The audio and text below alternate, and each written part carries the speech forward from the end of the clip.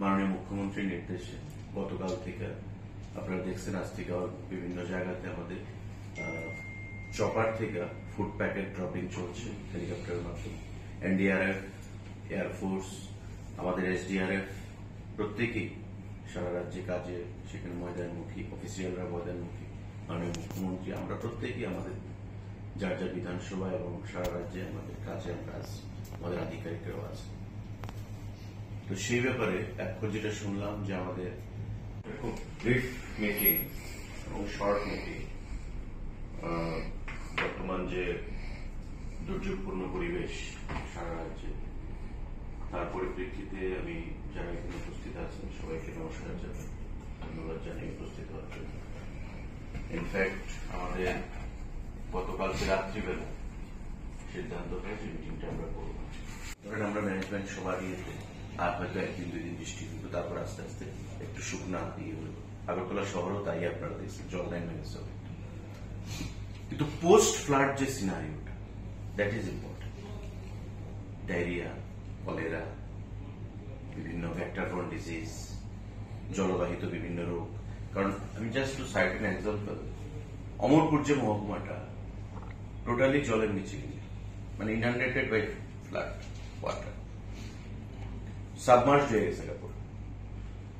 মানুষের টিন দেখা যেতেছে বাড়ি করে, যেগুলো টিলা এলাকা সেগুলোতে বা উঠছে না, কিন্তু লো ল্যান্ড যেগুলো সেগুলো মানুষের মানে সাবমার্জ হয়ে গেছে। কিছু স্বাভাবিকভাবেই পরিস্থিতি যেদিকে যাইতেছে, ফ্লাড ম্যানেজমেন্ট তো হইতেছে, কিন্তু প্রকৃতির সঙ্গে আমাদের কারো লড়াই করা পারতাম না। আবার বৃষ্টি নামতেছে, এটা আমাদের ডিপেন্ড করতে হইব, ওয়েট করতে হইব এবং প্রকৃতির উপরই ছাড়তে হইব যে বৃষ্টি কবে শেষ হবে।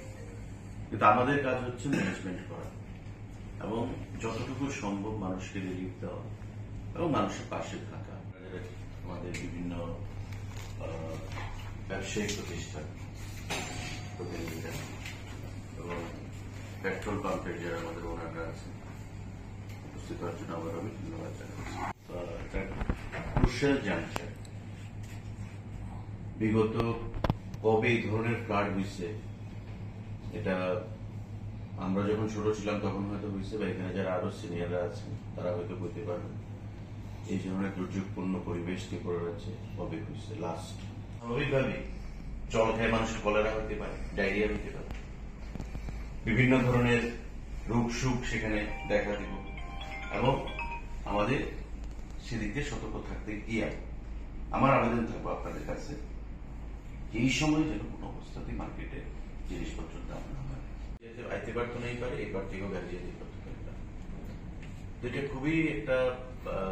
খুবই আমাদের খুব একটা ডিস্ট্রেসফুল একটা অ্যাটমসফিয়ার এবং পরিবেশ, এটা আমাদের অনুকূলে না। তো সেই কারণে আপনাদের প্রত্যেকেরই সেই জিনিসটা